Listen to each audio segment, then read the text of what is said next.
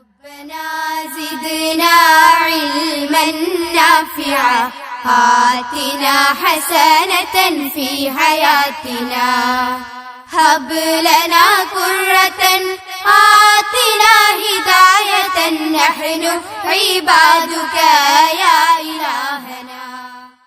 അസ്സലാമു അലൈക്കും വറഹ്മത്തുള്ളാഹി വബറകാതുഹു. LMLPS ചേനാങ്കോട് സ്കൂളിലെ 2ാം ക്ലാസ്സിലെ എൻ്റെ പ്രിയപ്പെട്ട വിദ്യാർത്ഥികളെ, കൈഫൽ ഹാൽ? എല്ലാ കൂട്ടുകാർക്കും സുഖമാണോ? എല്ലാ കൂട്ടുകാർക്കും സാറ് പഠിപ്പിച്ചു തരുന്ന ക്ലാസ്സുകളൊക്കെ ഇഷ്ടമാകുന്നുണ്ടോ? എല്ലാ കൂട്ടുകാരും സാറ് പഠിപ്പിച്ചു തരുന്ന പാഠഭാഗങ്ങൾ എല്ലാ ദിവസവും നന്നായിട്ട് വായിച്ച് പഠിച്ച് എഴുതി എനിക്ക് അയച്ചു തരിക. എങ്കിൽ നമുക്ക് ഇന്ന് പുതിയൊരു ക്ലാസ് ആരംഭിച്ചാലോ? എല്ലാവരും റെഡിയാണോ? എങ്കിൽ ഞാനും റെഡി. നമുക്ക് ക്ലാസ് ആരംഭിക്കാം. പ്രിയ വിദ്യാർത്ഥികളെ, കഴിഞ്ഞ ദിവസം കൂട്ടുകാരെ എണ്ണാൻ സാറ് പഠിപ്പിച്ചു. കൂട്ടുകാരതെല്ലാം പഠിച്ചോ? എല്ലാ കൂട്ടുകാർക്കും 50 വരെ അറബിയിൽ എണ്ണാൻ പറ്റുമോ? എല്ലാ കൂട്ടുകാരും 50 വരെ എണ്ണാൻ പഠിക്കുക. അതുപോലെ 100 വരെ അറബിയിൽ അക്കത്തിൽ എഴുതാനും പഠിക്കുക. ഏതെങ്കിലും കൂട്ടുകാർക്ക് സംശയമുണ്ടെങ്കിൽ എന്നോട് ചോദിക്കാം കേട്ടോ. എങ്കിൽ നമ്മൾ ഇന്ന് പുതിയൊരു ക്ലാസ് ആണ്. എല്ലാ കൂട്ടുകാരും റെഡിയാണോ? എല്ലാവരും 42ാമത്തെ പേജ് എടുക്കൂ. നതഅറഫു വനക്തുബു. നമുക്ക് പരിചയപ്പെടാം, നമുക്ക് എഴുതാം. നോക്കൂ, ഇസ്ബഅ് ഒരു വാക്ക് ഇവിടെ തന്നിട്ടുണ്ട്. സാറ് വായിച്ചു തരാം. ഇസ്ബഅ് സ്പെല്ലിംഗ് പറഞ്ഞു തരട്ടെ.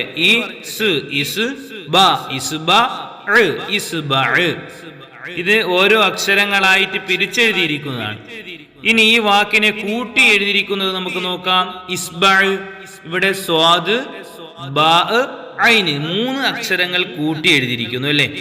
അലിഫ് എന്നുള്ള ഹംസ് എന്നുള്ള അക്ഷരത്തെ മറ്റൊരു അക്ഷരത്തിലേക്ക് കൂട്ടി എഴുതാൻ പറ്റുകയില്ല. അതുകൊണ്ടാണ് അത് മാത്രം പ്രത്യേകം എഴുതിയിരിക്കുന്നത്. ഇവിടെ നോക്കൂ, ഐൻ. റെഡ് കളറിൽ കൊടുത്തിരിക്കുന്ന അക്ഷരം ഏതാണ്? ഐൻ അല്ലേ? ആ ഐൻ ഒരു വാക്കിന്റെ അവസാനത്തിൽ വരുമ്പോൾ ഇതേ രീതിയിലാണ് എഴുതേണ്ടത്. നോക്കൂ, അടുത്ത വാക്ക് നോക്കൂ, ഖർഉൻ. ഖർഉ എന്ന് നമുക്ക് വായിക്കാം.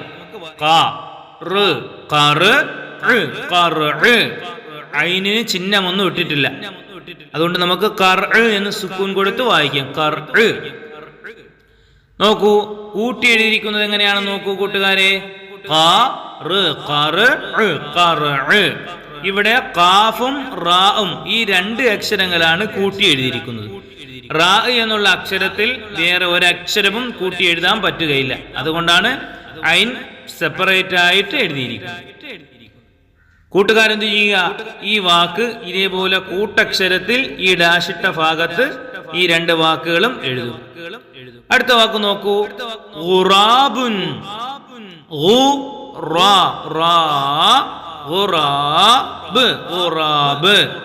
ഇവിടെ റെഡ് കളറിൽ കൊടുത്തിരിക്കുന്ന അക്ഷരം ഏതാണ്?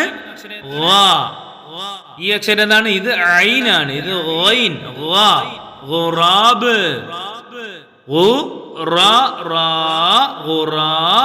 ഖുറാബ് കൂട്ടക്ഷരത്തിൽ എഴുതിയിരിക്കുന്നത് കൂട്ടുകാരൊന്ന് ശ്രദ്ധിക്കൂ. ഇവിടെ എന്നുള്ള അക്ഷരം എഴുതിയിരിക്കുന്നത് നോക്കൂ. ആദ്യത്തിലാണ് ഈ ഗൈൻ വന്നിരിക്കുന്നത് അല്ലേ? ആദ്യത്തിൽ വരുമ്പോൾ ഈ രീതിയിലാണ് എഴുതേണ്ടുന്നത്. ഐനായാലും ഗൈനായാലും ഒരു വാക്കിന്റെ ആദ്യത്തിൽ വരുമ്പോൾ ഈ ഐനിന്റെ അല്ലെങ്കിൽ ഗൈനിന്റെ പകുതി വരുന്ന രീതിയിലാണ് എഴുതേണ്ടത്.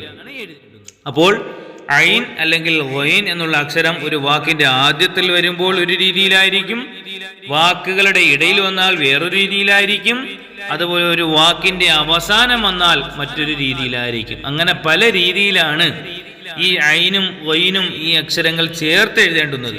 അത് സാറ് പിന്നീട് നിങ്ങളെ പഠിപ്പിക്കും. അടുത്ത വാക്ക് നോക്കൂ, ബബ്ഗാ.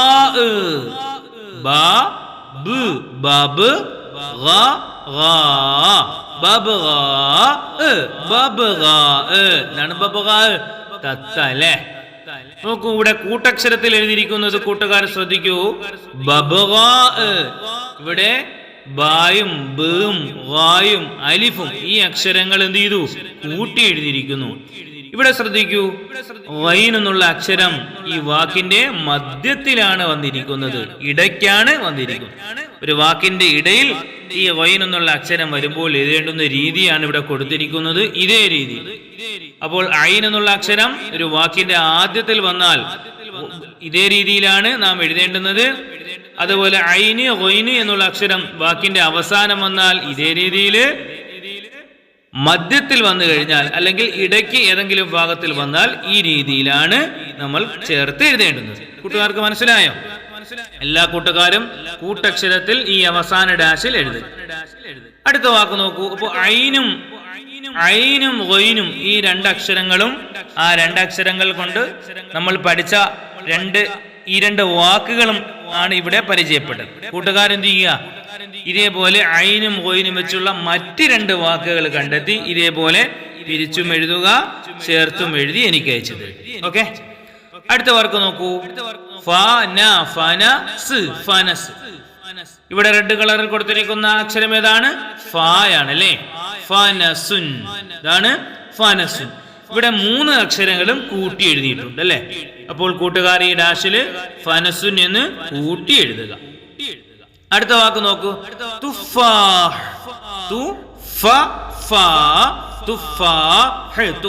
എന്താണ് തുഫാഹ്? ആപ്പിൾ. എന്താണ് ഫനസ്? ചക്ക അല്ലെ?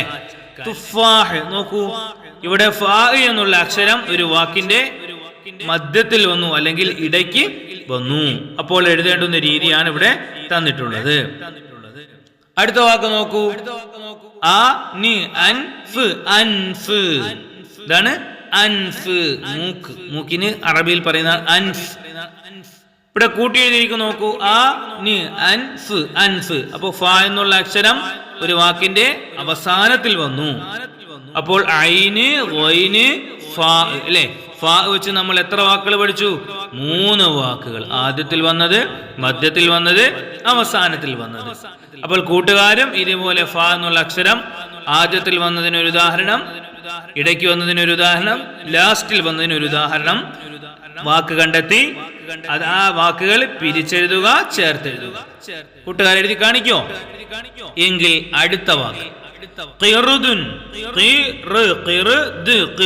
ആരാണ്? ഖിർദ്, കുരങ്ങൻ അല്ലേ? ഇവിടെ ഖാഫ് എന്നുള്ള അക്ഷരമാണ് റെഡ് കളറിൽ കൊടുത്തിരിക്കുന്നത്.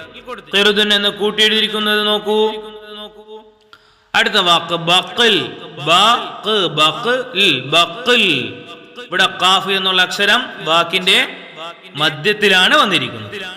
അടുത്ത വാക്ക് നോക്കൂ.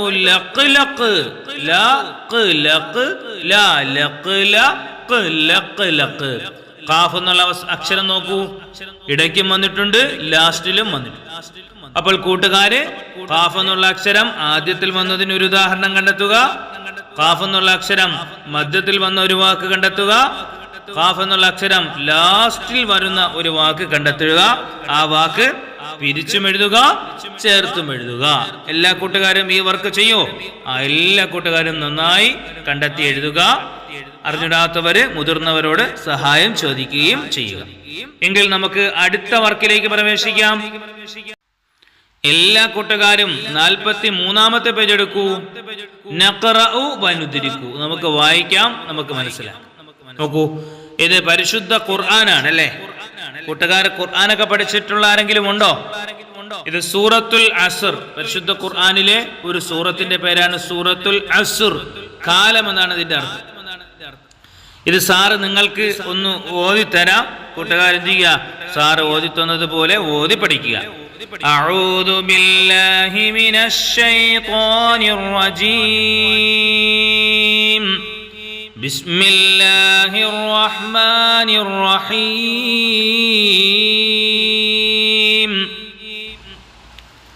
വൽ അസ്ർ. ആദ്യത്തെ ആയത്ത് എന്താണ്? വൽ അസ്ർ ഇന്നൽ ഇൻസാന ലഫീ ഖുസ്ർ. ഒരു പ്രാവശ്യം കൂടി. വൽ അസ്ർ ഇന്നൽ ഇൻസാന ലഫീ ഖുസ്ർ ഇല്ലല്ലദീന ആമനൂ വഅമിലുസ്സാലിഹാത്ത്